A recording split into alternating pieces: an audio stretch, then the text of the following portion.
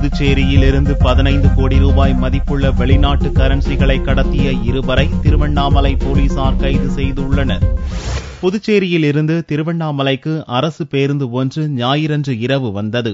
செஞ்சி அருகே உள்ள டீ கடையில் நின்றபோது அதிலிருந்த வேலூர் வாலாஜாவைச் சேர்ந்த பயணிகள் பாலாஜி, ஹரிபாபு இருவரும் பேருந்திலிருந்து இறங்கி டீ குடித்த போது அவர்கள் பயணம் செய்த பேருந்து இருவரையும் விட்டுவிட்டு சென்றது. இதனால் அதிர்ச்சியடைந்த பாலாஜி மற்றும் ஹரிபாபு இருவரும் விழுப்புரம் சத்தியமங்கலம் காவல் நிலையத்தில் புகார் அளித்தனர். தாங்கள் வந்த பேருந்து விட்டுச் சென்றதாகவும் அதில் தங்களது பையை தவறவிட்டு விட்டதாக தெரிவித்தனர். இதையடுத்து போலீசார் திருவண்ணாமலை மாவட்டம் கீழ்பண்ணத்தூர் காவல் நிலையத்திற்கு தகவல் அளித்து பேருந்தில் இருந்த பைகளை மீட்டனர். பின்னர் இருவரது பைகளையும் போலீசார் சோதனை செய்தபோது அதில் 15 கோடி ரூபாய் மதிப்பிலான வெளிநாட்டு ரூபாய் நோட்டுகள் இருப்பதை பார்த்து அதிர்ச்சியடைந்தனர். அவற்றை பறிமுதல் செய்த போலீசார் ஹரிபாபு மற்றும் பாலாஜி இருவரையும் கைது செய்து விசாரணை நடத்தினர். விசாரணையில் அந்த பணம் புதுச்சேரியிலிருந்து கடத்தி வந்தது தெரியவந்தது.